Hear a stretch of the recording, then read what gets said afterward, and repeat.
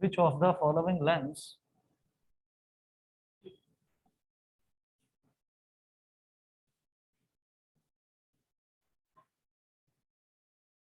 which of the following lens would you prefer to use while reading small letters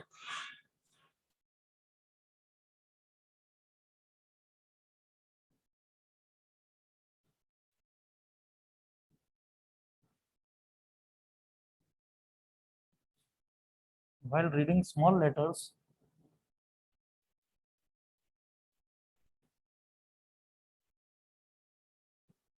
found in a dictionary? While reading small letters found in a dictionary.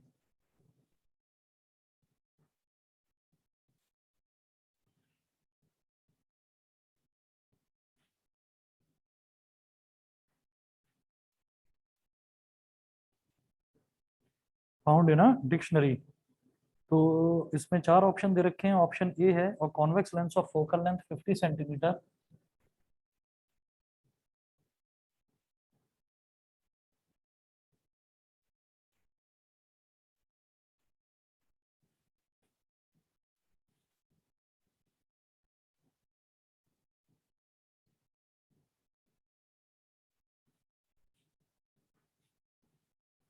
Option B है a concave lens of focal length 50 centimetre.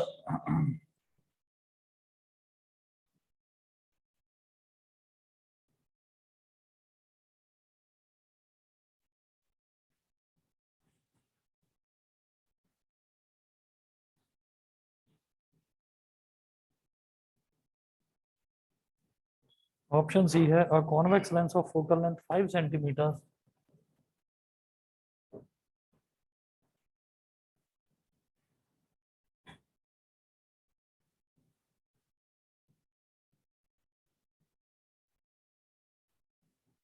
A convex lens of focal length 5 centimeter. और option D है a concave lens of focal length 5 centimeter.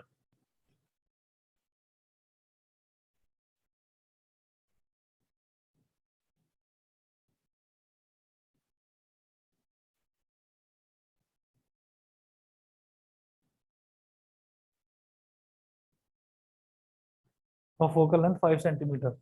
देखिएगा जैसे convex lens की हम बात करते हैं, कॉनकेव लेंस की बात तो अभी तक हमने करी नहीं, लेकिन कॉन्वेक्स लेंस की अगर बात करेंगे तो छोटे छोटे लेटर्स जो डिक्शनरी के होते हैं मुझे वो अगर पढ़ने हैं तो उसके लिए मैं कॉन्वेक्स लेंस ही यूज करूंगा। और हमारे पास कॉन्वेक्स लेंस के मतलब जब भी कोई छोटी इमेज को बड़ा बनाकर मुझे देखना होता है तो मैं कॉन्वेक्स लेंस यूज करूंगा। ठीक है। तो आप ये देखो कि जैसे मान लीजिए ये लिखा हुआ है यहाँ पर ABCDEF ऐसे लिखा हुआ है। ये छोटा छोटा लिखा हुआ है, मैं इसको थोड़ा बड़ा करके देखना चाहता हूँ तो मैं एक लेंस लेकर आऊंगा, उस लेंस के थ्रू देखूंगा उसको। ठीक है। तो जब मैं लेंस के थ्रू देखूंगा तो उसकी जो मतलब ये जो लेटर्स हैं थोड़े मुझे बड़े दिखाई देंगे। ठीक है। दिखाई किस तरफ देंगे? लेंस के उसी तरफ दिखाई देंगे। ऐसा तो नहीं है कि इस तरफ मेरे को दिखाई दें लेंस के इस तरफ, ऐसा तो नहीं है। और सीधे ही दिखाई देंगे मतलब वर्चुअल और इरेक्ट दिखाई देंगे, है ना। तो मैं ये कहूंगा कि जब लेंस में एक ही तरफ इमेज बनती है, जिस तरफ ऑब्जेक्ट रखा हुआ है उसी तरफ जब इमेज बन जाती है कॉन्वेक्स लेंस में, तो वो पहला केस होता है। पहला केस कब? कि जब हमको ऑब्जेक्ट को पोल ऑप्टिकल सेंटर और फोकस के बीच में रखना होता है। ठीक है। अब आप ये देखिए कि एक तो ये है मेरे पास कॉन्वेक्स लेंस, ये आपका प्रिंसिपल एक्सेस हो गई, ये कैपिटल सी यानी कि ऑप्टिकल सेंटर हो गया, और यहां पर हो गया हमारा फोकस एफ डैश। ये डिस्टेंस है 5 सेंटीमीटर। मतलब अगर मैं इन लेटर्स को सी और एफ डैश के बीच में रखूं ना तो मेरे को ये इमेज इसके पीछे बनी हुई दिखाई दे जाएगी और थोड़ी बड़ी दिखाई देगी, वर्चुअल और इरेक्ट। ये तो 5 सेंटीमीटर वाले की बात है। ठीक है। तो 5 सेंटीमीटर कितना होता है? इतना। तो अगर मान लीजिए यहाँ बुक पर कुछ लिखा हुआ है और मैं लेंस होल्ड करना चाहता हूँ तो 5 सेंटीमीटर की दूरी पर आराम से होल्ड करूंगा, या फिर 50 सेंटीमीटर इतनी दूरी होल्ड करूंगा, बताइए। नहीं होगी इन्वर्टेड तभी भी, क्योंकि वो उसका फोकल लेंथ जो है वही 50 सेंटीमीटर है। तो अगर फोकल लेंथ 50 सेंटीमीटर है तो 50 सेंटीमीटर लगभग यहाँ हो गया।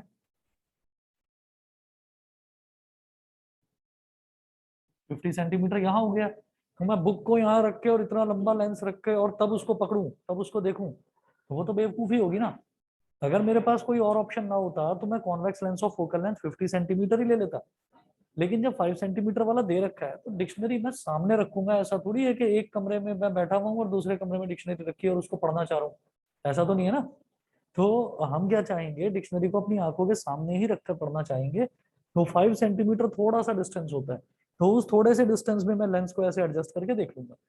वो जो एडजस्टमेंट है, वो एडजस्टमेंट इसीलिए होता है कि ताकि हमारा जो ऑब्जेक्ट है वो ऑप्टिकल सेंटर यानी कि सी और फोकस के बीच में आ जाए ऑब्जेक्ट।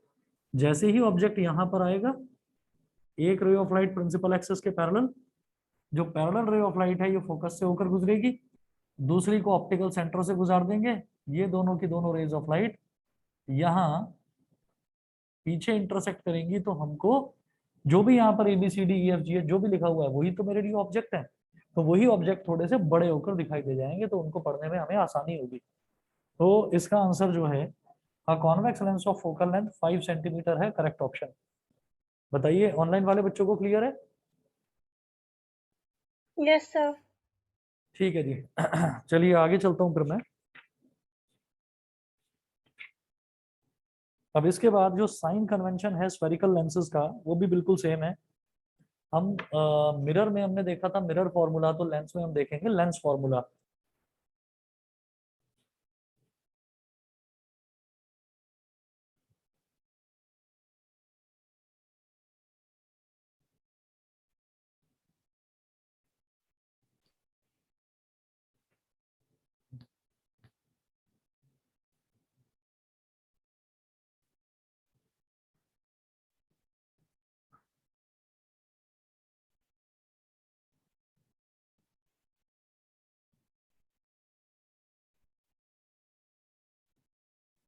लेंस फॉर्मूला क्या होता है, जैसे वो था 1/v plus 1/u is equal to 1/f।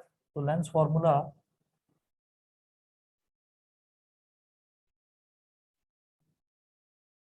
1/v minus 1/u is equal to 1/f। एक फॉर्मूला तो ये नोट करें। दूसरा जो मैग्निफिकेशन वाला फॉर्मूला था वो था, सेकंड फॉर्मूला यहाँ लिख लीजिए, m is equal to minus V upon U था, तो उसको माइनस वी अपॉन यू ना लिखकर सिर्फ v अपॉन यू लिख लो। और तीसरा फॉर्मूला सेम रहेगा, मतलब m is equal to height of image upon height of object, height of image upon height of object. तो ये तीन फॉर्मूले हैं। क्वेश्चन उसी तरीके से होंगे जैसे हमने मिरर फॉर्मूला वाले करे थे। देखते हैं जरा। Question number 1, a convex lens of focal length 10 centimetre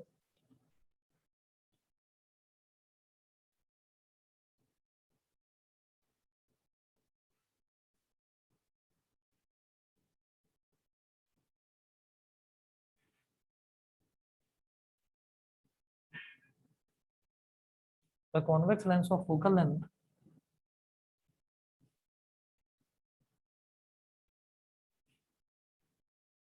a convex lens of focal length 10 centimeter is placed at a distance of 12 centimeter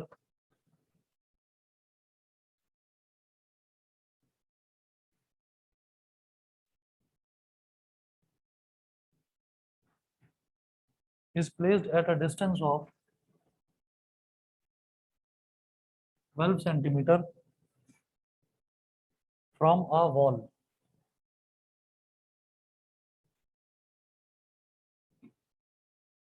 Full stop.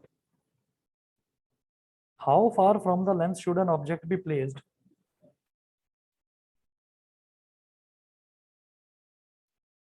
How far from the lens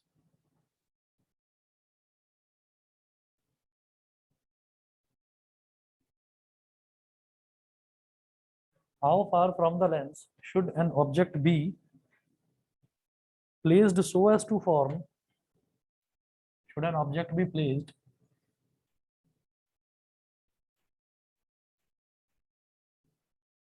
so as to form its real image on the wall, so as to form its real image on the wall.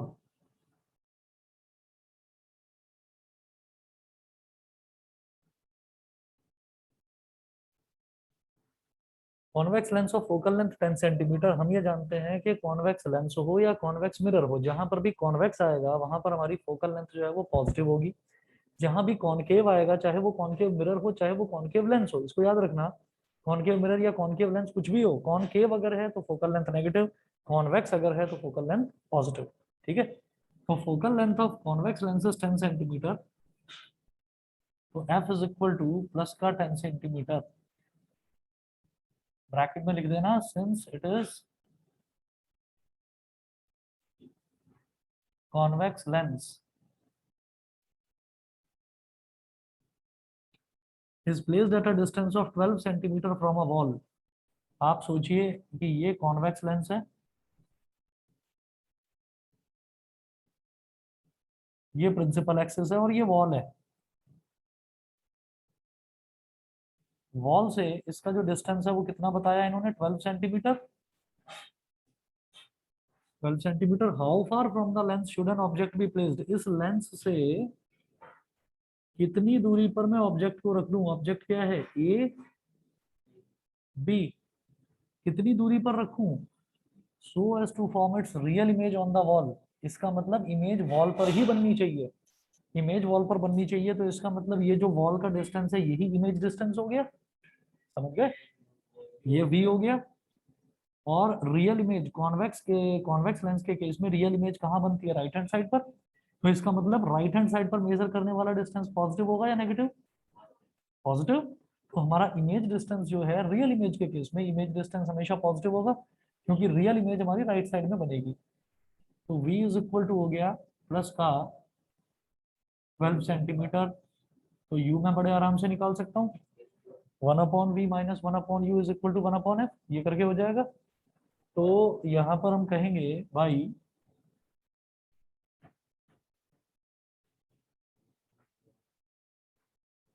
By lens formula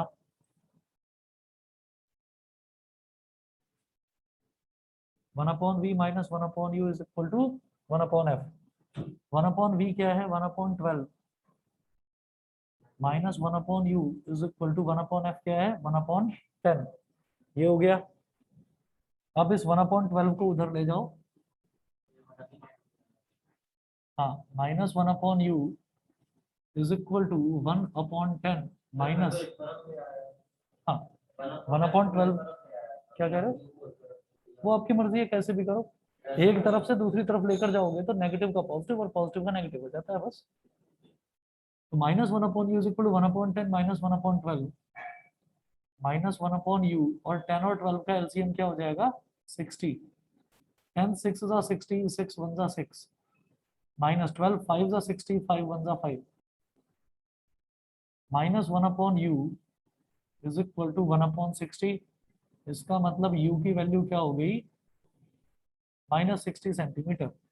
-60 centimetre का मतलब ही साफ ये है कि हमारा जो object distance है वो तो हमेशा नेगेटिव ही आएगा ना, हमको ऑब्जेक्ट तो लेफ्ट में ही रखना है, तो object distance is always negative. तो u is equal to -60 centimetre में आप लिखेंगे object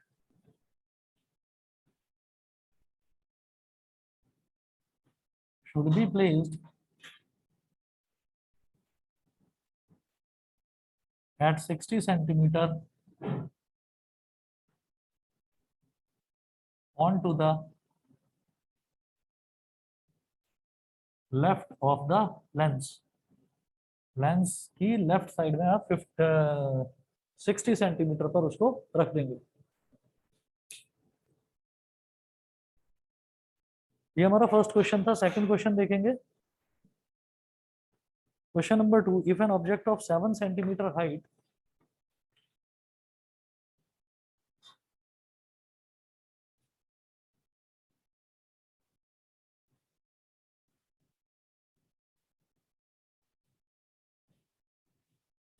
if an object of 7 centimeter height if an object of 7 centimeter height is placed at a distance of 12 centimeter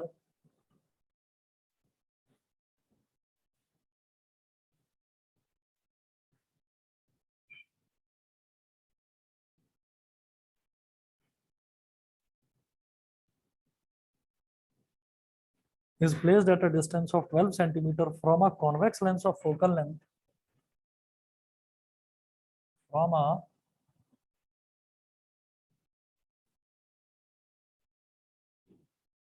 convex lens of focal length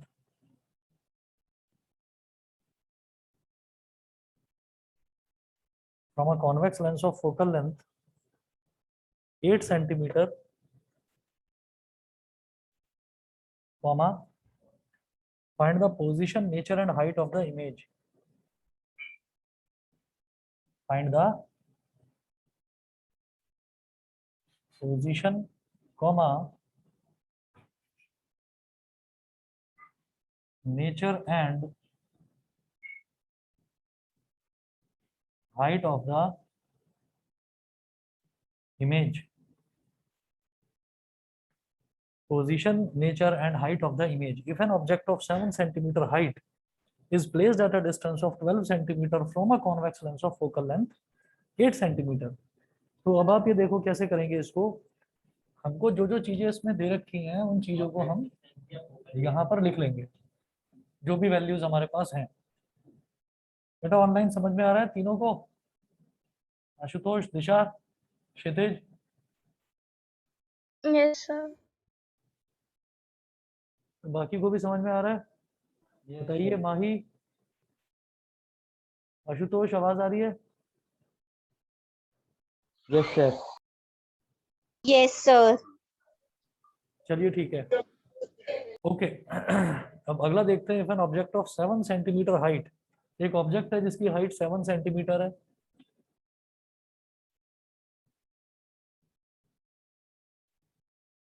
तो height of object h1 is equal to, object हमेशा सीधा रखा जाता है तो height of object हमेशा plus का 7 centimetre होगी।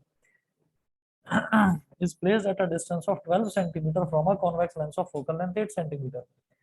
उसको कॉन्वेक्स लेंस से 12 सेंटीमीटर की दूरी पर रखा जाता है। तो ऑब्जेक्ट कहाँ रखा जाता है? लेफ्ट में ही तो रखा जाता है। तो u इज इक्वल टू -12 हो गया।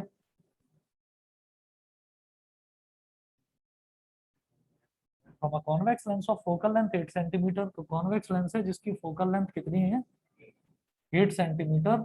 ये प्लस का ही होगा क्योंकि कॉन्वेक्स लेंस है, फोकल लेंथ पॉजिटिव ही होता है। तो अब वो पूछ रहे हैं कि find the position, nature and height of the image. मेरे पास u और f है तो मैं v तो निकाल लूंगा, ठीक है, by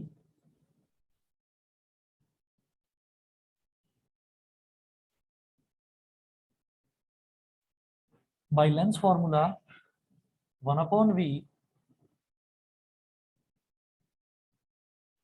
minus 1/u is equal to 1/f। 1/v minus 1/u कितना है? -12 is equal to 1/f। f कितना है? 8। तो ये माइनस माइनस प्लस हो जाएगा। 1/v plus 1/12 is equal to 1/8। 1/v is equal to 1/8 minus 1/12। 1/v is equal to 8 और 12 का एलसीएम हो जाता है बेटा 24। 24 एक ऐसा नंबर है जो 8 और 12 दोनों के टेबल में आता है। तो क्या करेंगे? 8 3 जा 24, 3 1 जा 3, माइनस 12 2 जा 24, 2 1 जा 2, ठीक है। तो 1/v इज इक्वल टू 1/24। तो v की वैल्यू क्या आ गई? 24 सेंटीमीटर, ठीक है। ये जो हमारा इमेज डिस्टेंस है, तो सबसे पहले उन्होंने पोजीशन पूछा था तो पोजीशन आ गया। फिर नेचर पूछ रहे हैं, तो मैं ही जानता हूँ कि जब ये v इज इक्वल टू +24 आया है तो इसका मतलब ये राइट हैंड साइड पर ही बनी होगी। राइट हैंड साइड पर बनने वाली इमेज जो है it is always real and inverted. Nature भी पता चल गया। हाइट ऑफ इमेज कैसे निकालेंगे?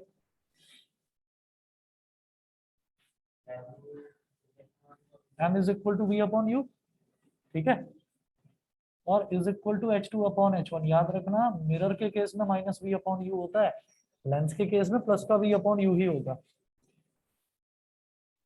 अब v/u, v कितना है यहाँ पर? 24 अपॉन u कितना है? -12। h2/h1, h2 कितना है? h1 तो 7 है और h2 मुझे निकालना है। 12 वन ज़ा 12, 12 टू ज़ा 24, ये हमारे पास आ गया 2/-1 is equal to H2/7। H2 into -1 करेंगे तो क्या हो जाएगा, -H2, और 7 इंटू 2 करेंगे तो क्या हो जाएगा 14। इसका मतलब H2 is equal to -14 centimetre. ठीक है, -14 का मतलब ही ये है कि जो हमारी इमेज है वो उल्टी बन रही है। जब इमेज उल्टी बनेगी तो नेगेटिव में ही आएगा हाइट ऑफ इमेज।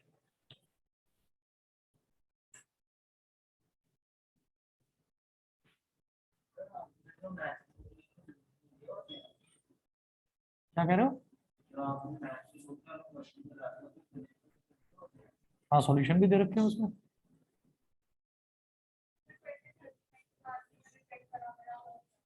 मैं बता दूंगा। तो अब यहाँ पर इन्होंने पोजीशन पूछा है, therefore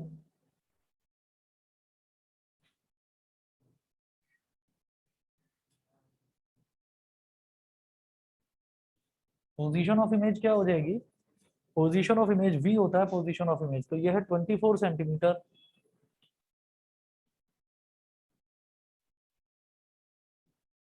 on to the right of the lens. Lens के 24 सेंटीमीटर राइट में बनेगी हमारी जो इमेज है। ये पोजीशन हो गई। नेचर क्या होगी, क्योंकि राइट में बनने वाली इमेज हमेशा रियल एंड इन्वर्टेड होती है।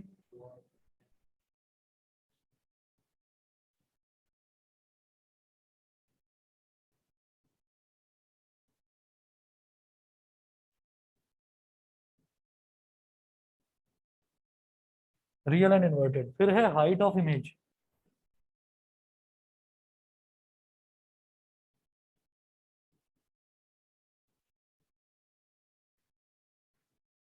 हाइट ऑफ इमेज, तो ये जो -14 आया है ना, तो ये उसकी हाइट तो 14 सेंटीमीटर ही है। माइनस से ये पता चल रहा है कि वो उल्टा है। ठीक है, अगर कोई 6 फुट लंबा आदमी है उसको उल्टा लटका दिया जाए तो भी उसकी हाइट तो 6 फुट ही रहेगी। वो -6 का मतलब ये है कि उसको उल्टा लटका रखा है। समझ गए? तो हाइट ऑफ इमेज क्या हो गई, 14 सेंटीमीटर, फिर वही माइनस। अरे बता तो रहा हूँ, माइनस का मतलब क्या है कि वो उल्टा है। सुनते नहीं हो ध्यान से। नेक्स्ट देखिएगा question number 3, the magnification produced by a spherical lens.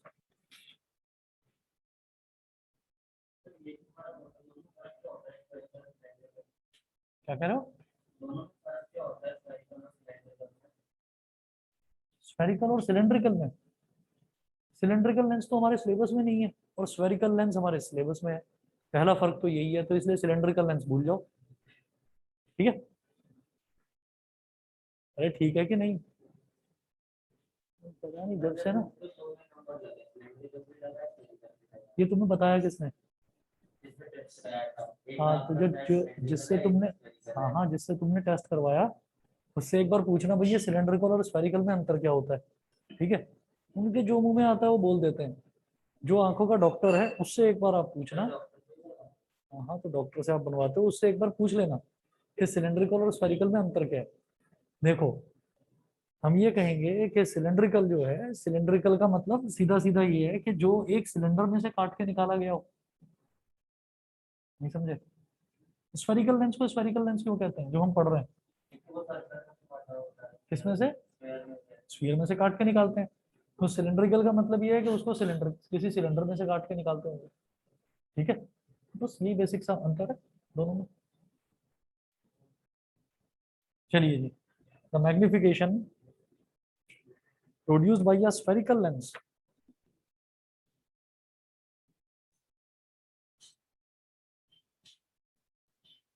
The magnification produced by a spherical lens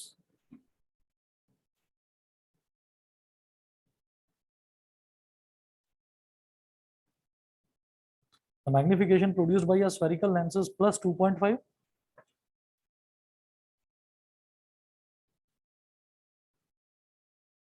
is plus 2.5 full stop. What is the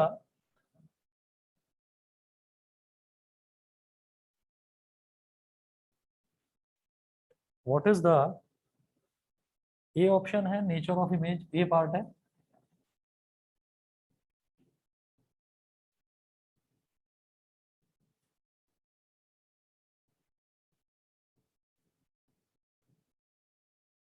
और बी पार्ट में पूछ रहे हैं नेचर ऑफ लेंस।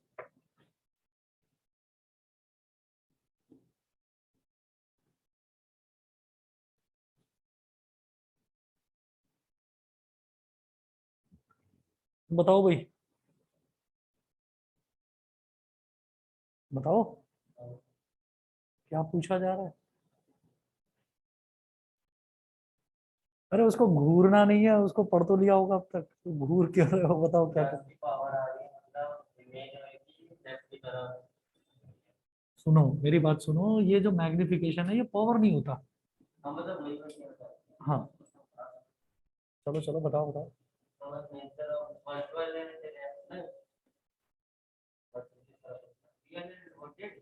हम्म,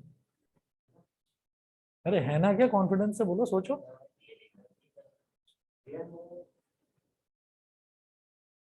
यार इधर उधर तुम्हारा दिमाग रहता है। ध्यान रखिए, कोई भी चीज है, लेंस में कुछ भी समझ में नहीं आ रहा है तो उसको पहले लिखो, उसको लिख कर देखो। हाँ हाँ रियल इधर होता है, अरे तुम भी उसी के जैसे हो। हाँ रियल तो उधर ही है, लेकिन तुम बताओ चलो। ओ रियल और इन्वर्टेड नहीं है तो फिर तो वर्चुअल एनिरेक्टी होगी। ठीक है, बिल्कुल यार, तुम ना बस क्या बताऊं। देखिए, the magnification produce by spherical lenses plus 2.5। अब मैं कहूंगा कि let u is equal to X. U को मैंने x मान लिया,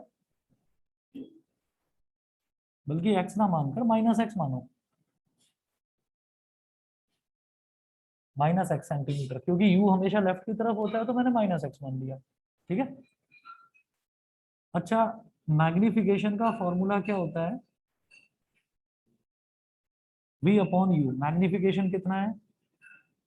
प्लस का 2.5 is equal to v upon minus का x। तो v कितना हो जाएगा? -2.5x। समझ गए? तो इसका मतलब हमारा जो इमेज डिस्टेंस है वो नेगेटिव है, तो इमेज कहाँ बन रही है, लेफ्ट साइड या राइट साइड? Left side. तो फिर क्या होगा, उसका नेचर क्या होगा? हाँ, वर्चुअल एंड डायरेक्ट होगा, रियल एंड इन्वर्टेड नहीं होगा। लेफ्ट साइड में बन रही है। अच्छा चलिए, लेंस में लेफ्ट साइड में ही होता है वर्चुअल एंड डायरेक्ट, तो ये वर्चुअल एंड डायरेक्ट ही है। ओके, क्या अभी कराया तो था यार। कंफ्यूज मत हो, कॉन्फिडेंस में रहो जरा। देखिए, कॉन्फिडेंस में रहिए कि जब भी हम बोलेंगे लेंस है, तो लेंस में अगर लेफ्ट साइड में बन रहा है तो वो वर्चुअल एंड डायरेक्ट ही है। लेंस में राइट साइड वाले सारे के सारे रियल और इन्वर्टेड होते हैं, मिरर में इसका उल्टा होता है।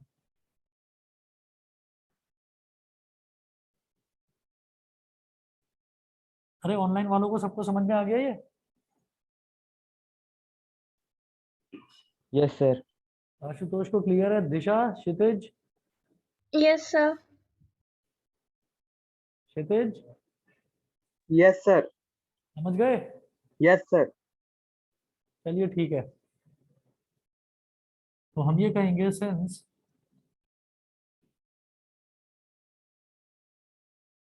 image distance is negative,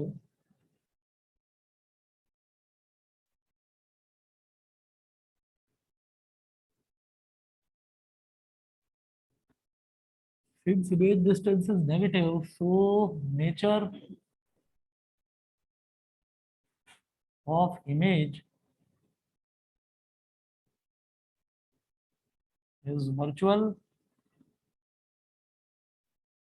and erect। Virtual and erect. फिर हमारा बी है नेचर ऑफ लेंस।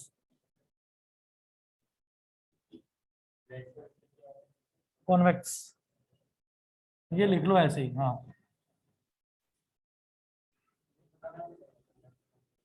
बता रहा हूं, जैसे आपको याद होगा कि जो हमने बात करी थी वहां पर, इसमें मिरर के केस में हमने बात करी थी।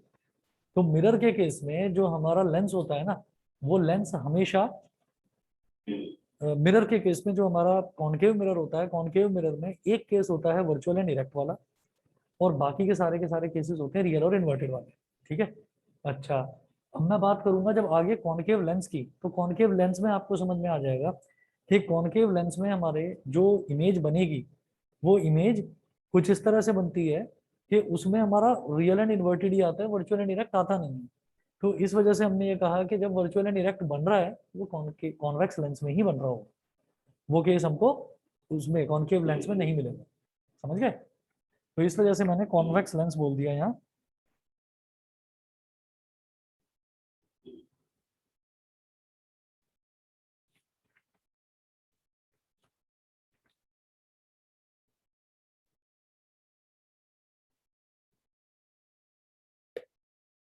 यहाँ पर आप एक रीजन लिख लीजिए।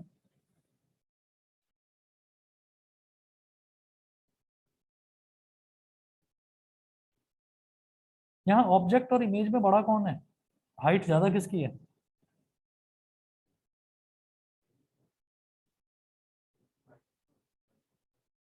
m is equal to h2 अपॉन h1 है। ठीक है। h1 को y मान लो।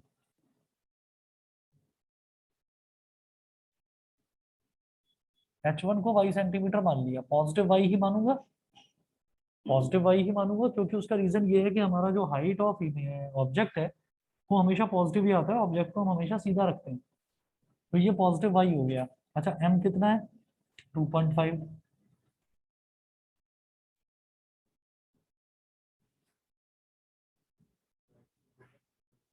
तो 2.5 इसमें मल्टीप्लाई हो गया। इसका मतलब हमारी जो इमेज है वो इमेज कैसी बन रही है, बड़ी है छोटी? बड़ी बन रही है। ठीक है, क्योंकि जो ऑब्जेक्ट की हाइट थी वो y थी, और जो इमेज की हाइट है वो 2.5 वाई, यानी कि उसकी 2.5 टाइम्स इमेज की हाइट उसकी 2.5 टाइम्स है। ये समझ में आ गया?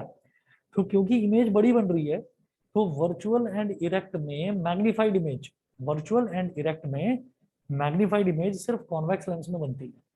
समझ गए? वर्चुअल और इरेक्ट मैग्नीफाइड इमेज सिर्फ कॉन्वेक्स लेंस में बनेगी।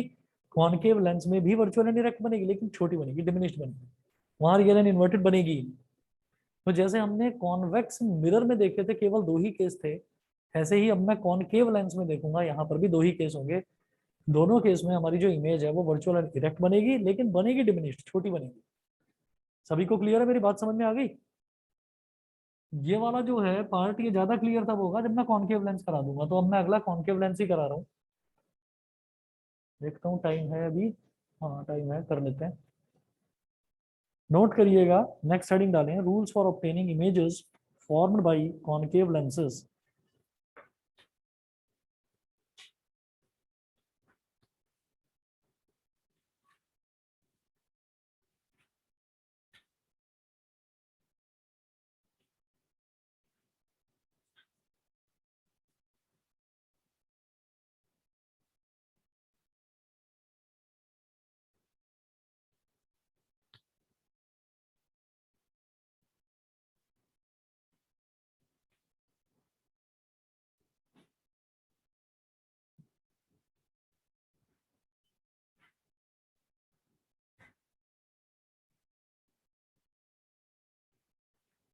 Rules for obtaining images formed by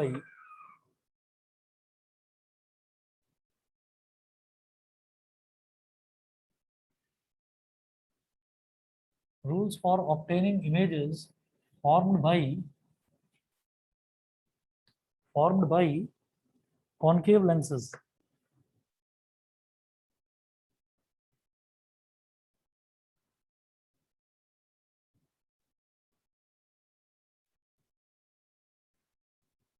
ठीक है। अब इसमें भी हम, जैसे हमने कॉन्वेक्स लेंस में 3 रूल देखे थे, तो यहाँ पर भी 3 ही रूल देखेंगे। पहला रूल है,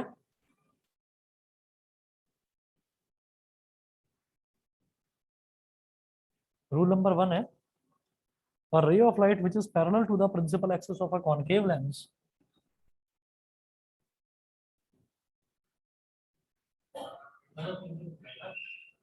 बेटा, 3 रूल 3 है कि वो जो हमने उसमें 3 रूल देखे थे ना कॉन्वेक्स में, कि अगर कोई ray of light principal axis के पैरेलल है तो वो लेंस से टकराने के बाद फोकस से गुजरेगी। अगर कोई ray of light optical centre पर स्ट्राइक करती है तो वो सीधी निकल जाएगी। अगर कोई रे ऑफ लाइट जो है वो फोकस से होकर गुजरती है तो वो टकराने के बाद प्रिंसिपल एक्सिस के पैरेलल हो जाएगी। तो ऐसे ही 3 रूल्स यहाँ पर भी हैं, वो देखते हैं। A ray of light which is parallel to the principal axis of a concave lens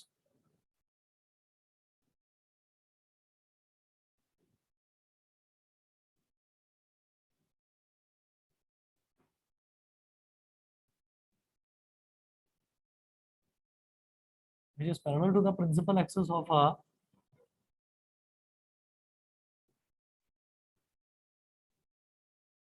principal axis of a concave lens, comma, appears to be coming from its focus.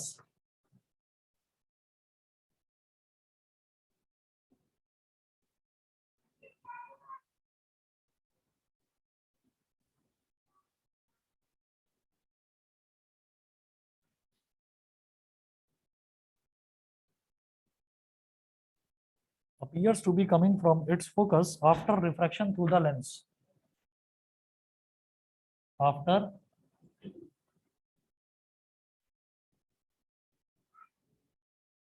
refraction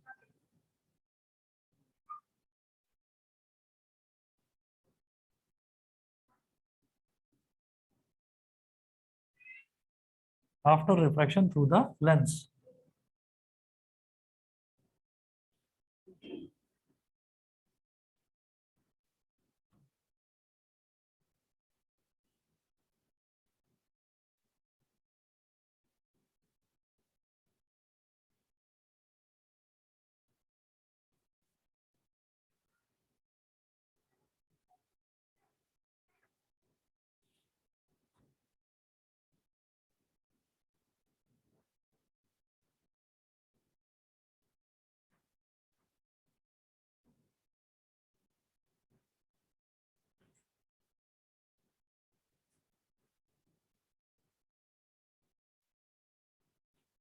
optical centre है सी,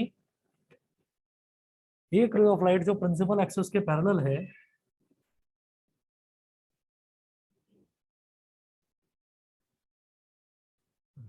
ये diverging lens होता है, तो ये फैला देता है light को, तो ये लाइट को ना इस तरह से फैला देगा ऐसे। ठीक है, अब ये जो फैल गई लाइट, तो ये कहाँ तक फैलेगी नहीं पता मेरे को।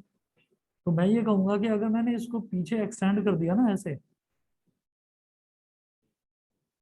तो ये फोकस से आ रही है। It appears to be coming from the focus of this concave lens.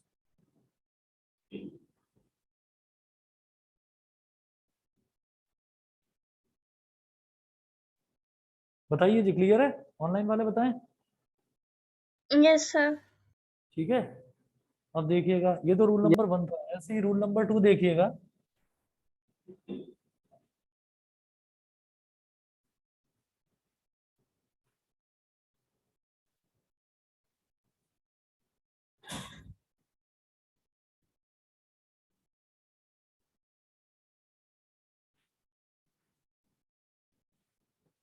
Rule 2 note करें। A ray of light passing through the optical centre of a concave lens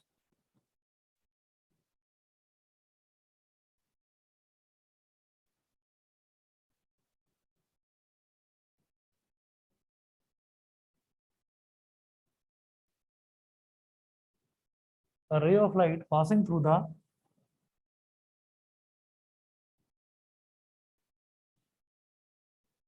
optical center of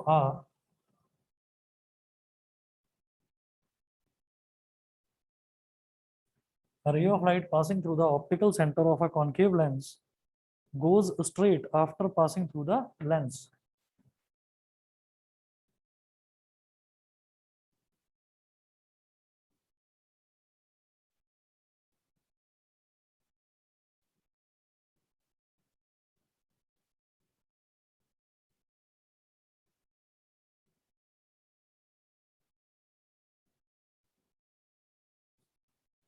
Goes straight after passing through the lens. कि lens से गुजरने के बाद ये बिल्कुल straight निकल जाती है।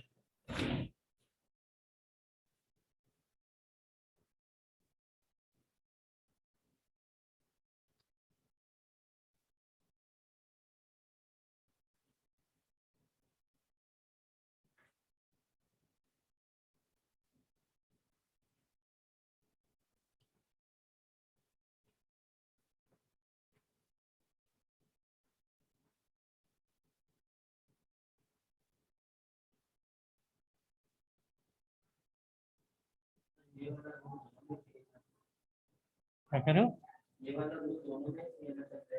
हाँ जी, हाँ जी, ये ऑप्टिकल सेंटर है। यहाँ पर incident ray of light I, optical centre से ऐसे स्ट्रेट निकल गई, कहीं किसी तरीके का कोई रिफ्लेक्शन नहीं होगा। उसके बाद rule number 3,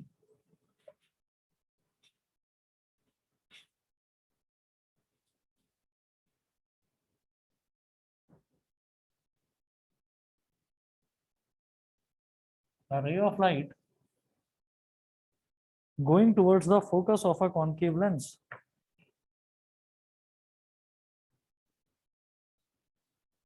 a ray of light going towards the focus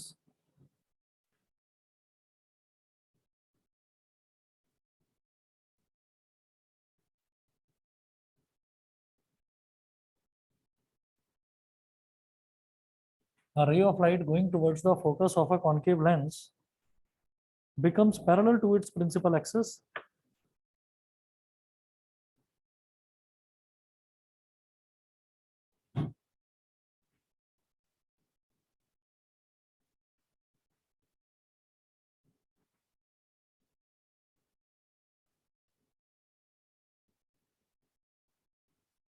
becomes parallel to its principal axis after refraction through the lens. After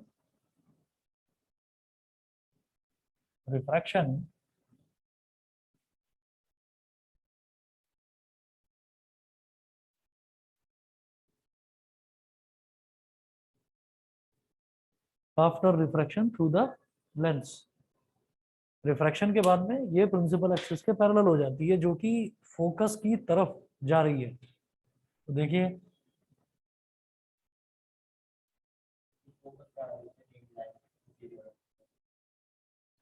हाँ,